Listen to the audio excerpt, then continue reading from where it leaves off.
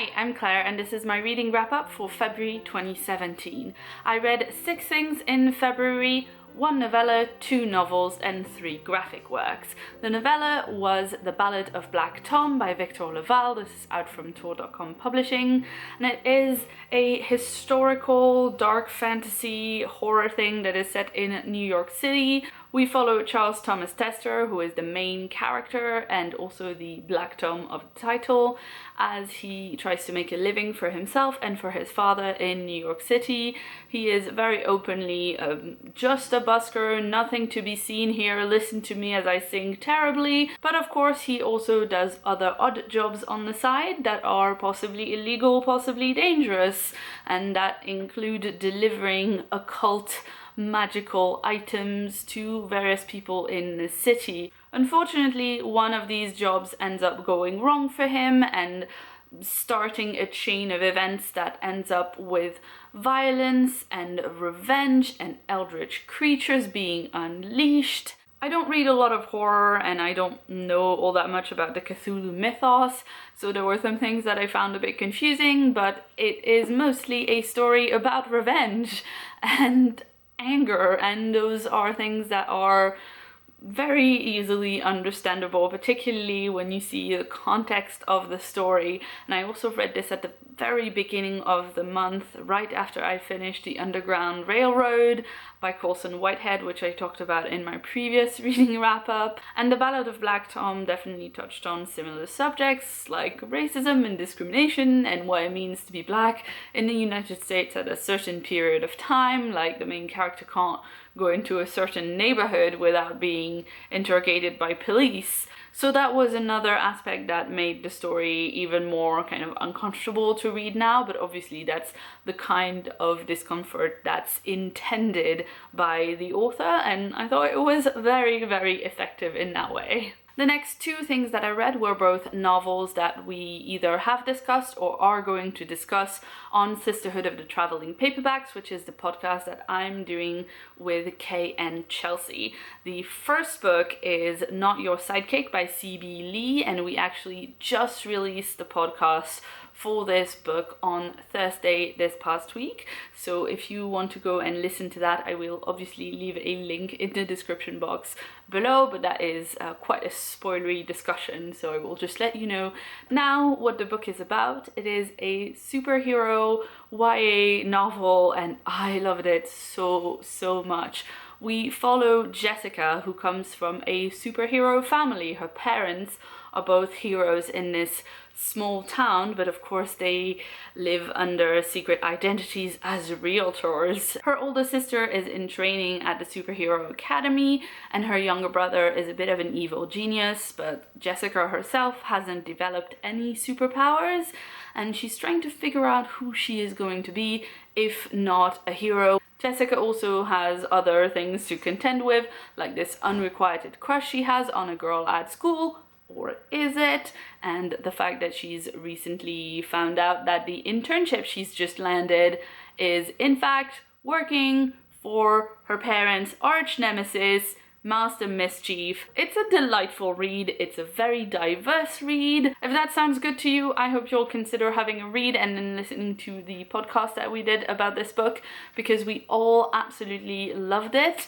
and we had a lot of fun talking about it as well. For our next episode, which comes out in a couple of weeks, we all read Certain Dark Things by Sylvia Moreno Garcia, and this one was my pick. We take turns to choose what books we'll read for our little book club.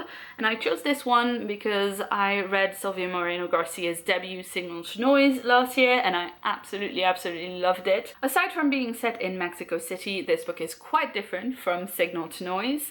It is set in this gritty, gory alternate reality of the modern world where vampires are a known thing. They were outed in the 70s as being real, and now they roam the earth basically. Mexico City though is a vampire-free zone, or so think the authorities. One of the main characters who we follow is Domingo, who is a street kid who collects rubbish for a living. One day he meets Atul in the subway. She is a beautiful girl and he is completely shocked that she's actually talking to him, but what he doesn't realize yet is that she is a vampire.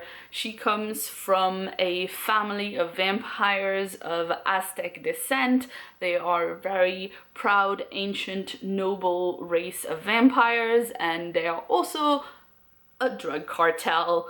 And she is in Mexico City, fleeing from a different drug cartel who's also a different breed of vampires who really want to kill her. This is a slightly more gory read than we've had on the podcast before, and I didn't realize this before picking this book, so I feel kind of bad if people don't like it, but I don't at all mind more violent, gritty things. So I quite liked it. There were things that I wish had been done in different ways, but Silvia Moreno Garcia really can put a sentence together. She has beautiful prose, and I'm not going to talk about it much more now because we have a full podcast coming out in a couple weeks about this book, but I'm definitely looking forward to whatever it is that Moreno Garcia writes next. The last 3 things that I read in February were all graphic works, and I read them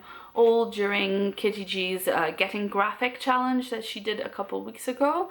The first one was Clean Room Volume 1, Immaculate Conception, and that is by Gail Simone, John Davis Hunt, and Quentin Winter. Now look at this beautiful and kind of disturbing cover.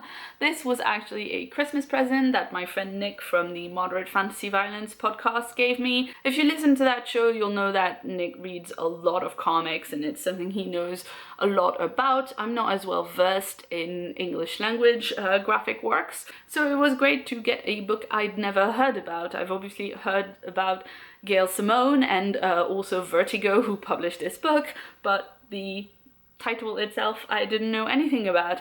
The woman on the cover is Astrid Mueller. She is a self-help guru and a very enigmatic figure within the world of the comic. She's written this book all about combating your inner demons and things like that, and people in that world are saying that reading this has really changed their lives. And for our actual main character, Chloe, who is a journalist, reading this book hasn't changed her life, but reading this book did make her fiance kill himself, so she wants to know what's going on. She is determined to investigate this company that Astrid Mueller runs and to get to the bottom of what happened to her fiance. Like I mentioned before, I don't really read a lot of horror, so I don't really know what to expect from something like this, but I really enjoyed it. It was twisted and gruesome and quite violent and really unsettling at times, but I thought it was really well written. I really enjoyed the art, and there are so many cool, creepy monsters in this book, which I thought worked really well. I'm generally quite interested in stories about weird cults, so that's another box that this ticked for me. The next thing I read was Descender Volume 3, Singularities. This is still by Jeff Lemire and Dustin Nguyen, and it is still one of my favorite series that is going at the moment. Without giving away too many spoilers, this story is set in a world where there used to be robots everywhere, but some years before the beginning of the story, there was a bit of a robot uprising where some giant bots came around and killed a lot of people. So now humans are both terrified of robots and also very angry at them, and they are hunting them down and scrapping them, not even for parts, just melting them down. And some of the characters who we follow are robots, including this guy here on the cover. This is Tim 22. This volume is actually comprised mostly of backstory, which I really enjoyed because I felt like I understood the characters better and what had been going on in the previous books better. In volume 2, we met Andy's ex-wife, but in this volume, we get to see how they originally met, became friends, fell in love, got married, got divorced, all of the good stuff. We also get to see more of Tesla's past and how she trained to be an officer, and some more about everyone's favorite robot, Driller the Killer. And I know I'm going to start sounding like a broken record when I talk about this series, but my goodness, the art is so beautiful. I am such a huge fan of this watercolor style that Nguyen uses, and just the colors in this book are amazing. This is just one of the most beautiful graphic works I've seen in a long time. And the last thing that I read in February was the webcomic Strong Female Protagonist, which is by Brennan Lee Mulligan and Molly Ostertag.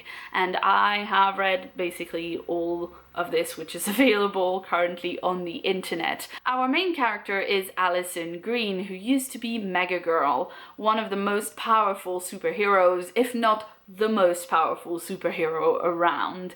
She still has her superpowers, of course, but she's hung up the mantle of actual hero, and she's just going to college, trying to be a normal college kid, and trying to figure out how she's going to continue her efforts to make the world a better place, because she's grown up and she's realized that she didn't think being Mega Girl necessarily made the world a better place, and she wants to figure out what it is that she can do as Allison to change things. Along the way, she has to deal with a lot of different things, like the fact that she's secretly friends with her old arch nemesis, who everybody thinks is an atrocious supervillain, but she's not quite sure. And also she kind of likes him, but he can read minds, which gets awkward very, very quickly. And there are other issues, like teachers being prejudiced against superpowered people, the fact that literally everyone now knows that she was Mega Girl and still treats her like she is Mega Girl, and also she still has her superpowers. She is